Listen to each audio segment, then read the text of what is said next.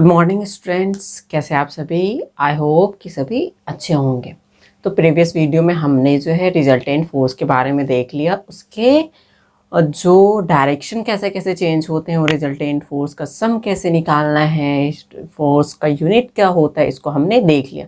अगर आपने previous video नहीं देखा तो लिंक जो है वो डिस्क्रिप्शन में दे रखा है, वहाँ पे जाके आप लोग देख सकते हैं। ठीक है, तो आज के लेक्चर में हम लोग फोर्स के कुछ इफेक्ट हमने देखा था, तो उसको आज हम लोग जो है डिस्कस करेंगे।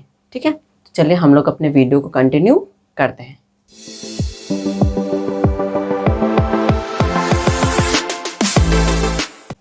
तो देखिए, सबसे पहले हमने पढ़ा था कि जो फोर्स होता है, फोर्स किसी रेस्ट बॉडी पे लगता है तो वो उसके मोशन को चेंज कर सकता है, उसके डायरेक्शन को चेंज कर सकता है। अगर कोई बॉडी मूव कर रहा है तो वहाँ पे भी फोर्स अप्लाई करके हम उस बॉडी को रेस्ट में ला सकते हैं, या उस बॉडी को स्लो कर सकते हैं, फास्ट कर सकते हैं, उसका डायरेक्शन चेंज कर सकते हैं। साथ ही साथ हमने पढ़ा था कि अगर हम फोर्स किसी ऑब्जेक्ट पे लगाएंगे तो उसके शेप को भी चेंज कर सकते हैं। ठीक है, तो आज हम इसी को डिस्कस करेंगे। तो देखिए क्या है, अ force can change the state of motion. एक फोर्स जो होता है वो स्टेट ऑफ मोशन को चेंज कर सकता है। मतलब क्या कि एक ऑब्जेक्ट को या तो वो रेस्ट में ला सकता है या मोशन में लेके जा सकता है रेस्ट बॉडी को, या फिर उस मोशन बॉडी को स्लो कर सकता है या फास्ट कर सकता है, या फिर उसके डायरेक्शन को भी वो चेंज कर सकता है। तो इतने बातों को हम इस टॉपिक में डिस्कस करेंगे। तो देखिए क्या, when a body rest start moving only when a force is applied. एक रेस्ट बॉडी तब भी मूव में आती है, मोशन में आती है, जब हम उस पर कोई फोर्स लगाते हैं। ठीक है, जब तक उस पर कोई फोर्स अप्लाइड नहीं होगा तब तक वो बॉडी क्या होगी, रेस्ट में ही होगी। जैसे हमने प्रीवियस वीडियो में एक एग्जाम्पल देखा था कि एक रेस्ट कार होती है और एक जो बॉय होता है वो भी रेस्ट पोजीशन में होता है। ना उसमें चेंजेस होते हैं ना उसमें चेंजेस होते हैं, लेकिन बॉय जैसे ही क्या करता है, कार पे पुश करना शुरू करता है तो कार जो है वो डिस्प्लेस्ड होना शुरू होती है, मतलब वो धीरे धीरे मोशन में आना शुरू हो जाती है। तो हमने देखा कि जैसे हमने फोर्स अडॉप्ट किया तो ऑब्जेक्ट क्या मोशन में आना शुरू हो गया। तो इसी बातों को बोला गया था। ठीक है, ये समझ में आया। अब देखिए क्या होता है कि ये जो है, तो ये तो था कि रेस्ट बॉडी को हमने क्या किया, मोशन में ले आया। अब क्या होता है, अचानक से क्या होता है, एक मूविंग साइकिल बाईसाइकिल आ रही होती है, हम आगे में जाके उसको रोक देते हैं। मतलब क्या किया, हमने उस बॉडी के अपोजिट डायरेक्शन में जाके फोर्स लगा दिया, फोर्स अप्लाई कर दिया और उस मूविंग बॉडी को किस में ला दिया, रेस्ट में ला दिया। ये भी एक इफेक्ट देखने को मिलता है।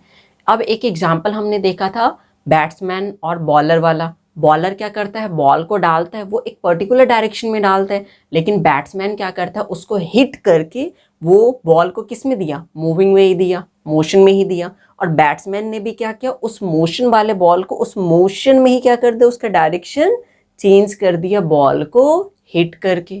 तो हम देख रहे हैं कि जो मूविंग बॉडी है उसका भी हम लोग डायरेक्शन चेंज कर सकते हैं फोर्स को अप्लाई करके। ठीक है, इतने बातें समझ में आई।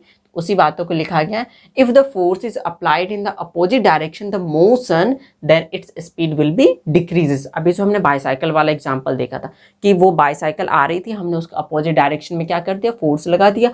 फोर्स लगाने से क्या हो गया, या तो वो उसका जो स्पीड होगा वो धीरे धीरे कम हो जाएगा और एक टाइम आके वो रेस्ट में हो जाएगा। तो इस तरीके से हमने देखा कि अगर हम अपोजिट डायरेक्शन में फोर्स लगाएंगे तो उस ऑब्जेक्ट का जो स्पीड है वो डिक्रीज हो सकता है या फिर वो रेस्ट में आ सकता है। लेकिन जब हम सेम डायरेक्शन में लगा दें फोर्स तो उसका जो स्पीड है वो क्या हो जाएगा, बढ़ जाएगा। अगर हम मोशन वाले ऑब्जेक्ट पे ही क्या कर दिए, फोर्स अप्लाइड कर दिए जैसे बैट्समैन ने किया था, तो उसका जो डायरेक्शन है वो मोशन में ही क्या हो जाएगा, चेंज हो जाएगा। उसी बातों को लिखा गया, a force also can change the direction of motion. ठीक है, जैसे a batsman hit a ball, या फिर क्या होता है, एक बॉल को हम लोग क्या करते हैं, मोशन में रखते हैं, मोशन में रखने के कारण से क्या करते हैं, उसको हम हिट करते हैं अपने पाम पे। पाम पे जैसे ही वो हिट होता है तो वो आ रहा होता है इस पर्टिकुलर डायरेक्शन में, लेकिन वो डायरेक्शन चेंज करके दूसरे डायरेक्शन में चले जाता है। इससे भी समझ सकते हैं। ठीक है, अब आगे देखिए। अब आगे हमने देखा था कि जो ऑब्जेक्ट होता है उस पर हम फोर्स अप्लाई करके उसका रंग रूप आकार भी चेंज, उसका आकार जो है वो चेंज कर सकते हैं। ठीक है, तो देखिए क्या होता है, इससे पहले एक नोट दिया गया, इसको देख लेते हैं। An object may be at rest और in motion, both are it state of motion. अगर कोई ऑब्जेक्ट रेस्ट में है या मोशन में है तो वो एक स्टेट ही कहलाएगा, किसका?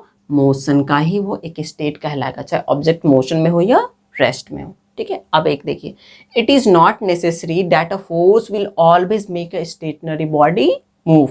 और ये हमेशा हर एक केस में ये पॉसिबल नहीं है कि हम अगर फोर्स को अप्लाई करेंगे किसी स्टेशनरी ऑब्जेक्ट पे तो वो मूव कर जाए। ठीक है, जैसे देखिए एक बड़ा सा वॉल है, ठीक है, उस बड़े से वॉल पे एक इंसान जाके अपना पूरा का पूरा फोर्स लगा देगा वो, तो क्या जो वॉल है वो डिस्प्लेस होगा? नहीं होगा। एक ट्री है, ठीक है, वुडी ट्री है, उस पे जाके एक अकेला इंसान क्या कर देगा? फोर्स अडॉप्ट करेगा। तो क्या वो जो स्टेशनरी ट्री है, क्या वो अपना डायरेक्शन, मोशन या कुछ भी उसमें चेंजेस आएंगे? नहीं आएंगे। यही बातों को उसने बोला था। अब आगे देखिए, a force can change the shape of an object, जैसे if we squeeze off a sponge, if we pull a rubber band. अब क्या होता है, कोई सा ऑब्जेक्ट होता है उस पर जब हम फोर्स अप्लाई करते हैं तो उसका जो शेप है वो भी चेंज हो सकता है। जैसे हमने जो है ना स्पॉन्ज देखा होगा, ये सिंपल सा पावरोटी जिसको हम लोग ब्रेड बोलते हैं वो देखा होगा। पावरोटी क्या होता है, काफ़ी ज़्यादा स्पंज होता है, उस पर जैसे ही हम फोर्स मतलब उसको हम पुश करते हैं, दबाते हैं तो वो क्या होता है, उसका जो शेप होता है वो क्या होता है, चेंज हो जाता है। वो पहले फैला हुआ रहता है ना, लेकिन जैसे ही हम उस पर फोर्स लगा देते हो तो उसका आकार ही क्या हो जाता है, चेंज हो जाता है। ठीक इसी तरीके से एक रबर बैंड होता है जो कि सर्कुलर रूप में होता है, लेकिन हम क्या करते हैं उस पर फोर्स लगा के उसको क्या करते हैं, फैला देते हैं, स्ट्रेच कर देते हैं, तो उसका साइज क्या हो जाता है, चेंज हो जाता है।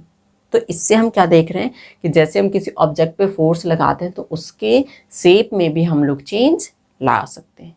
ठीक है, नेक्स्ट देखिए, it is very helpful in our daily life like as. ये हमारे लाइफ में, डेली लाइफ में काफ़ी ज़्यादा हेल्प करते हैं, जैसे कि spring fixed to the seat of bicycle. जो बाईसाइकिल होते हैं उसकी सीट के नीचे देखते हो कि स्प्रिंग लगा होता है। वो क्यों लगा होता है? अब कोई जो है ना इंसान काफ़ी ज़्यादा छोटा है और उसको क्या करना है, बाईसाइकिल चलाना है, तो अब वो कैसे चलाएगा?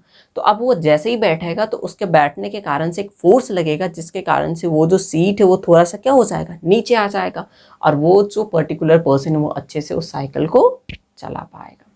ठीक है, नेक्स्ट देखिए, a rubber band help to hang a weight. एक रबर बैंड जो होता है वो वेट को हैंग करने में भी हेल्प करता है।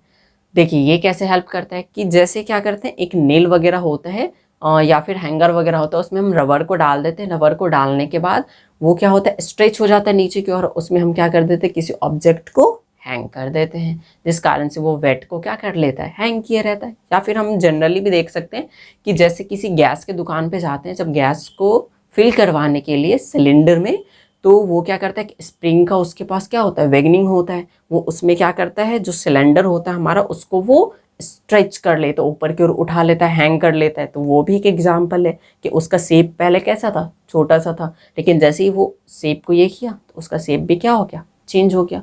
इसलिए इसको हम इसमें पढ़ सकते हैं। तो ये था हमारा फोर्स का इफेक्ट, जिसको हमने आज के लेक्चर में देख लिया। अब हम देखेंगे टाइप्स ऑफ फोर्स को जस्ट नेक्स्ट लेक्चर में। ठीक है।